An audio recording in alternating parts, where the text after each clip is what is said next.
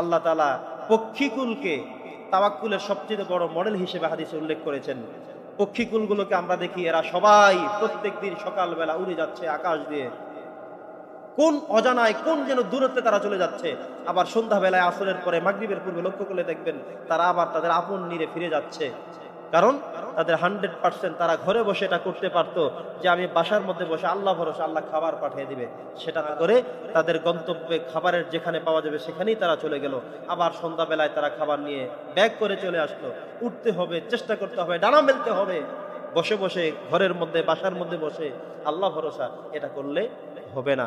আপনি নির্বাচন করবেন তো মানুষের পাশে পাশে যান, ধারে ধারে যান, মানুষকে বুঝান, বলেন কি আপনি অভিব্যক্তি প্রকাশ করেন, কি করতে চান সমাজের মানুষের জন্য, সবার কাছে যান, আশ্বস্ত করেন, আপনি তাদেরকে বোঝান।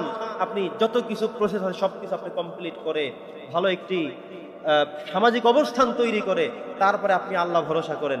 কিন্তু আপনি নির্বাচনে দাঁড়াবেন বলে একটা পেপার ছাপালেন না, কারো কাছে গেলেন না, কারো থেকে দোয়া চাইলেন না, কিছুই করলেন না, শুধু মসজিদে মিলাদ পড়ায় আল্লাহ ভরসা, যে আল্লাহর নামের মসজিদে মিলাদ পড়ে দিয়েছি 3-4টা মসজিদে বড় বড় হুজুর দিয়া, এটাই কিন্তু হয়ে যাবে না।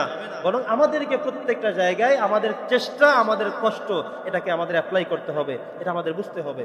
দেখেন আমরা যে প্রত্যেক দিন মসজিদে সালাত আদায় করি, বলেছিলাম আমি আল্লাহর কথা যে ফাইজা কুদিয়াতিস সালাতু ফান্তাশিরু ফিল আরদ, নামাজ শেষ হওয়ার পরে তোমরা জমিনে বেরিয়ে যাও। কেন?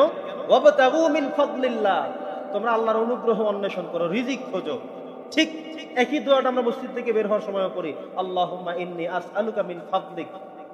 ওই যে ওয়াবতাগু মিন ফাদলিল্লাহ, সেই ফদল। আর এখানে মসজিদ থেকে বের হওয়ার আমরা পড়লাম আল্লাহুম্মা ইন্নী আসআলুকা মিন ফাদলিক, আল্লাহ আমি তোমার থেকে রিজিক চাই, তোমার থেকে অনুগ্রহ চাই। কারণ কি? মসজিদে প্রবেশ করার সময় বলেছিলাম আল্লাহুম্মা আফতাহ লি আবওয়াবা রাহমাতিক, ঢোকার সময় বললাম যে আল্লাহ তোমার সমস্ত রহমতের দরজাগুলো আমার জন্য বিস্তীর্ণ করে দাও, আমার জন্য উন্মুক্ত করে দাও, খুলে দাও। আমি আসছি, জিকির করব, তাসবিহ করব, তেলাওয়াত করব, নামাজ পড়ব, রুকু দিব, সিজদা করব, কত কিছুই তো আমি মসজিদে করব, রহমতের সবগুলো দরজা উন্মুক্ত করে দাও। যাওয়ার সময় আবার বলে গেলাম যে আল্লাহ আল্লাহুম্মা ইন্নী আসআলুকা, আল্লাহ যা কিছুই করলাম তোমার হুকুম পালন। এবার যাওয়ার সময় বলে যাই ইন্নী আসআলুকা মিন ফাদলিক, আমি তোমার থেকে রিজিক চাই, আমি তোমার থেকে দয়া চাই, আমি তোমার থেকে মেহেরবান চাই। আল্লাহ তুমি আমার জন্য উত্তম রিজিকের ফায়সালার ব্যবস্থা তুমি করে দাও। সুবহানাল্লাহ। তার মানে হলো আমরা আল্লাহর কাছে চাইতে হবে, বলতে হবে, কার্যক্রম করতে হবে। ধরুন আপনার বিশাল এক বিস্তৃত জমি আছে, আপনি মনে মনে চিন্তা করলেন যে আল্লাহ ভরসা এবার আমার জমিতে অনেক ধান হবে, তো কি করতে হবে আপনাকে? এই জমিটাকে চাষ করতে হবে না? ধান ভালো একটা প্রকার পছন্দ করতে হবে না? ধান লাগাতে হবে না? সার দিতে হবে না? ঔষধ দিতে হবে না? আগাছা বাঁচতে হবে না? কথা বলেন না। তারপরে আল্লাহ ভরসা। কিন্তু আপনি চিন্তা করেন অনেক জমি আছে, এবার আল্লাহ ভরসা, অনেক ধান হবে, তো ধান তো লাগাতে হবে, আরো তো কাজ করতে হবে, আপনি সব কিছু করতে থাকবেন, এরপরে আল্লাহ ভরসা। এক যুবক হুজুরের কাছে দোয়া চাই যে হুজুর দোয়া করবেন আমার জন্য, আল্লাহ যেন আমাকে পুত্র সন্তান দেয়। ঠিক আছে আল্লাহ তুমি তাকে পুত্র সন্তান দিয়ে দাও। পরের বছর আবারও এসে হুজুর আমার জন্য দোয়া করবেন যে আল্লাহ আমাকে একটা পুত্র সন্তান দান করেন। তিনি দোয়া করলেন। পরের বছর এসে বলে যে হুজুর সন্তান তো হলো না, যে বিয়ে করছে। বলে না, কথা বোঝেন নাই? আপনি সন্তানের আশা করতে হলে আপনাকে তো বিয়ে করতে হবে আগে, এরপরে আপনার কার্যক্রম অ্যাপ্লাই করতে হবে, তারপরে আল্লাহর উপরে তাওয়াক্কুল ভরসা করতে হবে। কিন্তু আপনি বিয়ে শাদী না করে যদি সন্তানের কামনা করেন, দোয়া চান, কোন হুজুর দিয়ে দোয়া করবেন আপনি যে বিয়ে ছাড়া সন্তান হয়ে যাবে?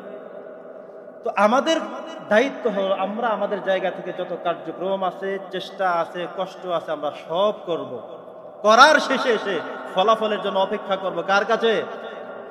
আল্লাহর কাছে। দেখেন আমরাই দুনিয়ার জগতে আমরা সবাই তো বিশ্বাস করি পরকাল আছে, বিশ্বাস করি না আমরা? আমাদের কাজ কি এখন? আমি জানি যে নামাজ পড়া ফরজ, চলে আসলাম নামাজ পড়তে।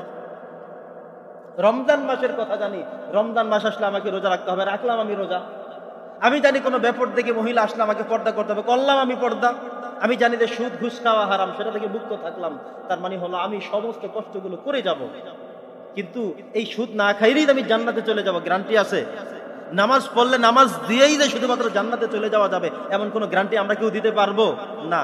আমাদের কাজ হলো যেই কয়টা আল্লাহর নির্দেশ আমি পালন করতে থাকবো, যেই কয়টা নিষেধ, সব নিষেধ থেকে আমি সরে থাকবো।